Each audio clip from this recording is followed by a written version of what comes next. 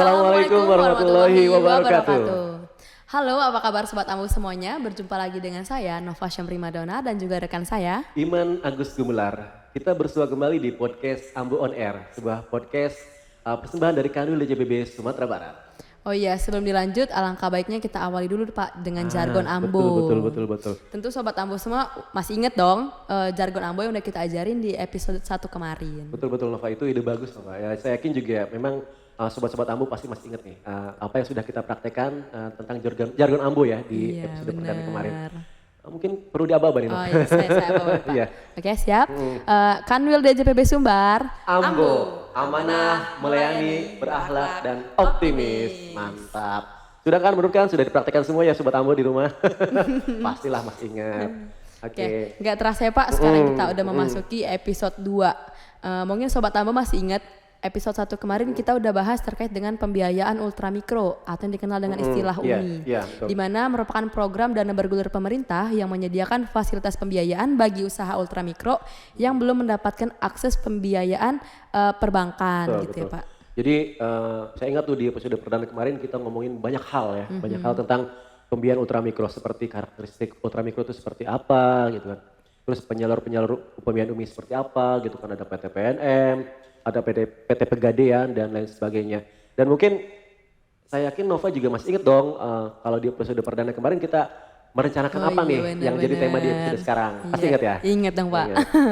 Jadi di episode 1 pertama kemarin kita udah bahas kalau episode kali ini kita akan membahas terkait dengan program YouFind yang merupakan program dari Ditjen Perbendaharaan. Betul Nova, seperti yang sudah kita sampaikan di episode pertama bahwa kita di episode yang sekarang nih akan membahas tentang program YouFind atau UMKM Financing Empowerment, sebuah program pemberdayaan UMKM atau pembinaan UMKM dari Ditjen Perbendaharaan Kementerian Keuangan. Seperti itu. Pasti Sobat Ambu makin penasaran dong, apa sih itu program YouFind? Saya juga penasaran nih Pak. Ya harus penasaran dong. Jadi Sobat Ambu jangan kemana-mana, tetap pantengin kita di depan layar komputer, gadget, handphone, semuanya lah pantengin kita terus. Betul. Yang pasti stay tune di gadget masing-masing ya, bukan di gadgetnya adiknya, gadgetnya tetangganya bahkan ya. Jadi yang lagi mabar tiba-tiba harus nobar. Seperti itu. Baik, sebelum kita bahas program YouFind, Nova, mungkin ada baiknya kita juga sampaikan juga terkait dengan beberapa program Ditjen Perbendaharaan, khususnya Kanwil Ditjen Perbendaharaan Sumatera Barat, terkait dengan pembinaan UMKM di Sumatera Barat. Karena sebelum YouFind itu sebenarnya kita ada program-program juga nih yang mendukung upaya-upaya pemberdayaan UMKM di Sumatera Barat. Iya betul Pak. Perlu juga kita sampaikan kepada Sobat Ambo terkait dengan program-program dari Kanwil DJPB Sumbar dalam rangka mendukung pemberdayaan UMKM gitu ya Pak.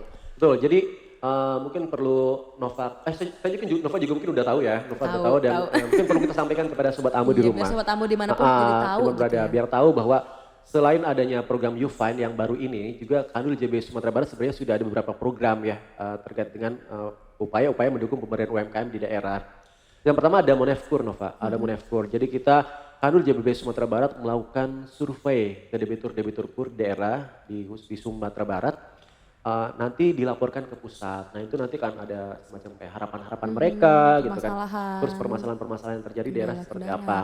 Kemudian selain Monefkur juga kita memantau pelaksanaan Monef UMI yang dilaksanakan oleh KPPN di Sumatera Barat. Nah berdasarkan Monef UMI tersebut dilaporkan ke kita, ke Kanwil DJPB Sumatera Barat, kemudian juga kami laporkan juga ke pusat seperti itu. Kemudian juga selain Monefkur maupun UMI, ada juga pojok SIKP. Jadi pojok sistem informasi kredit program, di mana di salah satu sudut layanan kami itu nanti ada bank atau dinas koperasi ataupun debitur itu bisa berkonsultasi terkait berbagai hal tentang kredit program. Baik itu masalah KUR, masalah UMI, ataupun permasalahan terkait dengan aplikasi SIKP. Itu bisa silakan berkonsultasi di pojok tersebut, pojok SIKP. Kemudian juga baru di Press Office Kanwil DJPB Sumatera Barat adalah adanya UMKM Corner. UMKM Corner yang merupakan area yang menjadi salah satu bagian dari Fresh Office Kanwil DJPB Sumatera Barat. Nah di situ ada sudut untuk mendisplay menampilkan produk-produk UMKM. Baik itu produk makanan, terus juga pakaian dan lain sebagainya. Jadi bisa langsung dibeli. Bisa langsung. Jadi kalau misalnya ada kegiatan di Kanwil DJPB Sumatera Barat, itu silakan tamu-tamu yang hadir bisa beli di situ tuh di UMKM Corner. Mungkin mau buat oleh-oleh kayak mana kayak gitu. Saya penasaran deh Pak sama tempatnya. Bisa kali ya Wah, podcast mungkin selanjutnya. kapan-kapan boleh di situ ya, boleh di situ. Pak, Jadi boleh. biar sobat Ambo semuanya bisa tahu tuh UMKM Corner itu seperti apa sih gitu kan. Jadi itu ada salah satu sudut di Fresh Office kami untuk menampilkan display produk-produk UMKM. Iya. Berarti selama ini memang Kanwil DJPB Sumbar itu juga secara konsisten gitu ya Pak, Betul, betul. mendukung ini dalam rangka pemberdayaan UMKM dengan berbagai upaya-upaya dan langkah-langkah Iya. program-program yang ada di Kanwil sendiri. Betul. Jadi memang kita sudah ada program-program ya, program-program terkait dengan upaya pemberdayaan UMKM di daerah. Dan jadi dengan adanya program YouFind ini itu akan semakin mendorong kira kami motivasi Kanwil JB Sumatera Barat untuk lebih lebih melaksanakan pemberdayaan UMKM di Sumatera Barat ini. Menggelorkan kembali. Menggelorkan gitu ya, Pak. kembali seperti itu. Menggairahkan gitu ya, seperti itu. Agar ya itulah agar UMKM di Sumatera Barat itu lebih sejahtera lah. Seperti itu. Benar-benar. Oke, Sobat Ambo pasti makin penasaran dong. Apa sih sebenarnya tujuan daripada program YouFind ini? Baik, jadi pertanyaan yang bagus dong, Pak. Pertanyaan bagus banget ya. Jadi tujuan utama dari program YouFind. Jadi sebenarnya ada dua tujuan utama dari program YouFind. Yang pertama adalah untuk mendorong inklusivitas ya, atau untuk perluasan aksesibilitas keuangan dari UMKM. Kemudian juga untuk mendorong debitur UMKM untuk bisa naik kelas. Dalam hal ini naik kelasnya misalnya tadinya dia bergerak di usaha informal menjadi formal, kemudian juga adanya peningkatan soft skill manajerial dari pelaku UMKM. Peningkatan omset juga ya Pak. Betul, ya, peningkatan omset, membantu pemasaran dan lain sebagainya. Itu adalah dua tujuan utama dari program YouFind, Dijen Pembendaraan. Seperti itu. Nah, lalu apa saja Pak kegiatan yang dilaksanakan dalam rangka program YouFind ini? Baik, jadi Sobat Ambo semuanya ada dua kegiatan utama yang ada di program YouFind. Ini yang pertama adalah pemberdayaan atau pembinaan UMKM bagi penerima atau calon penerima KUR. Baik, berarti buat debitur atau non debitur seperti itu ya. Pak. Jadi ini dilaksanakan dengan sinergi atau kerjasama antara Kanwil JPB di seluruh Indonesia ya, khususnya Kanwil JPB Sumatera Barat tentunya, dengan bank-bank himbara. Bank-bank himbara dalam ini adalah bank-bank pemerintah ya, bank pemerintah dan juga BSI. Kemudian juga yang kedua adalah untuk perluasan atau penyaluran pembiayaan UMI di daerah. Nah, itu tentunya dengan sinergi antara Kanwil JPB dengan pusat investasi pemerintah. Salah satu BLU Kementerian Keuangan.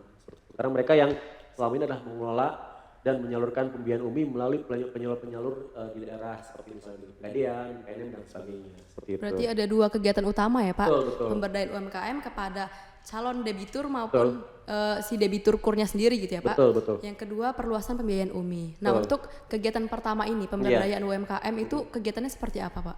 Baik, jadi untuk yang pembinaan atau pemberdayaan UMKM itu ada beberapa kegiatan yang dapat dilaksanakan Nova. Di antaranya adalah melalui pelatihan, melalui pemasaran, pembiayaan, pendampingan, perizinan misalnya. Terus juga ada yang melalui showcase atau bazar UMKM. Nah itu beberapa kegiatan yang dapat dilaksanakan. Tentunya dengan bersinergi dengan bank-bank himbara, dengan bank BSI, seperti itu agar bisa bisa memberdayakan UMKM, baik itu debiturnya mereka, debiturnya bank-bank tersebut atau calon debitur. Berarti ini pelatihan itu juga pendampingan secara langsung dilakukan gitu ya Pak? Betul, secara langsung dilakukan, betul. Berarti bukan hanya untuk debitur KUR saja, tetapi juga untuk UMKM yang belum mendapatkan pembiayaan KUR atau juga non debitur seperti itu. Betul. Jadi begini Nova, jadi kalau untuk yang debitur, untuk debitur KUR itu kita arahkan agar mereka itu bisa naik kelas, yang sudah disampaikan ya, bisa naik kelas. Jadi bisa omset itu meningkat, ya pemasarannya meningkat dan lain-lain. Sedangkan untuk yang non debitur atau yang belum mendapatkan pembiayaan KUR, itu diupayakan agar mendapatkan pembiayaan untuk menambah permodalan, misalnya dengan KUR tadi ya. Jadi kita menghubungkan antara si non debitur yang mau mendapatkan pinjaman KUR dengan banknya sendiri seperti itu. Nah, itu nanti diharapkan bisa terlaksana gitu ya, bisa terlaksana. Jadi tidak hanya debitur, sekali lagi tidak hanya debiturnya bank-bank tersebut, tapi juga non debitur, ya calon debitur yang ingin juga berharap mendapatkan pembiayaan juga dari bank seperti itu. Nah Bapak udah jelasin tuh Pak kegiatan-kegiatan untuk yang pertama tadi ya Pak. Nah untuk yang kedua itu perluasan pembiayaan UMI, itu kegiatannya seperti apa Pak? Jadi untuk perluasan pembiayaan UMI, jadi Kanwil JPB Sumatera Barat dan Kanwil JPB seluruh Indonesia itu akan bersinergi dengan PIP, Pusat Investasi Pemerintah, BLU Kementerian Keuangan, yang mana tujuannya adalah supaya UMI itu bisa bisa lebih luas lagi diterima oleh UMKM yang masih belum bankable. Nah, seperti yang sudah disampaikan di episode pertama ya, Iya, jadi terkait benar-benar. bankable dan non bankable. Nah, jadi yang belum bankable itu nanti bisa mendapatkan alternatif pembiayaan di antara oleh UMI, seperti itu. Nah, jadi karena gini Nova ya, misal gini ya, misal di Sumatera Barat ya, Sumatera Barat saat ini kan hanya ada 2 penyalur nih, yaitu PT PNM dan PT Pegadaian. Dan itu kalau misalnya kita lihat secara nasional, bandingkan dengan data nasional bahwa penyaluran pembiayaan UMI di Sumatera Barat itu hanya sekitar 2% dari data nasional. Kecil Ya, sekali. masih sangat kecil. Makanya adanya upaya perluasan pembiayaan UMI di daerah itu khususnya di Sumatera Barat sangat penting, sangat penting. Nah, salah satu alternatifnya adalah dengan mencari koperasi, ya, mencari koperasi yang berpotensi untuk menjadi penyalur pembiayaan UMI. Nah itu dia. Jadi itu salah satu dari program YouFind ya. Jadi salah satu kan perluasan pembiayaan UMI. Nah diantaranya dengan koperasi. Jadi mencari koperasi yang berpotensi. Nah di Sumatera Barat sendiri seperti yang sudah pernah kita sampaikan di episode perdana sudah ada kayak semacam kesepakatan ya, MOU, nota kesepakatan antara pemerintah provinsi Sumatera Barat dengan PIP. Itu juga sangat penting ya karena adanya dukungan, dari pemerintah daerah, pemerintah provinsi terhadap perluasan pembiayaan UMI di daerah. Nah itu sangat mendukung program YouFind ini juga, dukung program YouFind di Dijen Perbendaharaan. Karena ya itu tadi mudah-mudahan sih bisa tercapai gitu ya, bisa tercapai nanti koperasi-koperasi ya, tujuan utamanya itu yaitu perluasan pembiayaan UMI tercapai, koperasi-koperasi dapat juga menjadi penyalur pembiayaan UMI. Karena kan koperasi kan banyak ya di seluruh Indonesia gitu. Tapi nggak bisa semua dong Pak, nggak bisa semua koperasi Betul, bisa menjadi betul. penyalur UMI. Betul. Nah itu syarat-syarat apa Pak yang harus dipenuhi Betul. oleh koperasi untuk dia bisa menjadi penyalur UMI Pak? Baik, jadi memang ada syarat-syaratnya Nova ya. Jadi tidak semua koperasi bisa langsung menjadi penyalur UMI. Jadi tetap ada syarat-syaratnya. Dan di antara syarat-syarat itu ada syarat-syarat utama. Ya, ada syarat-syarat utama dari untuk menjadi penyalur pembiayaan UMI. Yang pertama di antaranya yaitu tadi LKBB. Jadi harus lembaga keuangan bukan bank. Dalam hal ini koperasi adalah termasuk LKBB. Seperti itu. Kemudian juga harus memiliki pengalaman pembiayaan selama 2 tahun kepada UMKM tentunya. Kemudian juga harus sehat dan berkinerja baik. Nah, indikatornya apa? Indikator sehat dan berkinerja baik itu yang pertama adalah NPL-nya kurang dari 5%. Ya, jadi kredit macet itu kurang dari 5%. Kemudian juga gearing ratio-nya itu di bawah 10 kali atau kurang dari 10 kali. Itu sehat dan berkinerja baik indikatornya. Kemudian juga memiliki sistem yang terkoneksi dengan STKP UMI. Nah, nanti mungkin setelah menjadi penyalur ya, itu nanti harus terkoneksi ya dengan STKP UMI. Kemudian juga memiliki kapasitas pendampingan kepada debitur serta mempunyai laporan keuangan minimal WDP. Ya. Atau juga ada laporan keuangan hasil pemeriksaan dari pengawas dan telah disetujui oleh anggota. Seperti itu. Jadi itu beberapa syarat utama. Namun memang masih ada syarat-syarat lain ya. Memang masih ada syarat-syarat lain yang harus dipenuhi oleh koperasi apabila ingin menjadi penyalur pembiayaan UMI. Seperti itu. Berarti kalau syarat utamanya ada salah satu nggak terpenuhi langsung gugur gitu ya Pak? Ya memang seperti itu. Jadi memang syarat-syarat utama tadi harus dipenuhi oleh koperasi. Kemudian harus juga dapat syarat-syarat lainnya juga gitu. Harus syarat lainnya juga sehingga bisa menjadi penyalur UMI. Setelah syarat-syarat tadi terpenuhi Pak, apa langkah selanjutnya yang dapat dilakukan oleh koperasi untuk bisa menjadi penyalur pembiayaan UMI Pak? Baik, oke, langkah-langkah selanjutnya ya. Jadi langkah-langkah selanjutnya ketika dia syarat-syaratnya sudah terpenuhi, diantaranya yang pertama mungkin dia harus menyampaikan surat pernyataan untuk mengikuti tata kelola pembiayaan UMI. Kemudian juga koperasi juga harus mengajukan proposal kepada PIP untuk menjadi penyalur pembiayaan UMI. Selain itu dokumen-dokumen tadi persyaratan tadi itu harus disampaikan kepada PIP dan juga informasi-informasi pendukungnya. Kemudian juga menyampaikan juga surat pernyataan kebenaran dokumen bahwa semua dokumen-dokumen yang telah disampaikan adalah benar. Seperti itu beberapa hal yang harus dilakukan oleh koperasi apabila telah memenuhi syarat-syarat tadi, syarat utama dan syarat lainnya. Seperti itu. Berarti informasi yang Bapak kasih ini udah jelas banget gitu ya Pak. Saya jadi ngerti apa itu YouFind, program-programnya, kegiatannya. Betul. Mudah-mudahan sudah jelas semua ya. Mudah-mudahan sudah jelas semua. Tapi kalaupun misalnya memang belum jelas, Sobat Ambo juga bisa menghubungi atau datang langsung ke Kanwil JPB Sumatera Barat untuk mendapatkan informasi selanjutnya tentunya ya.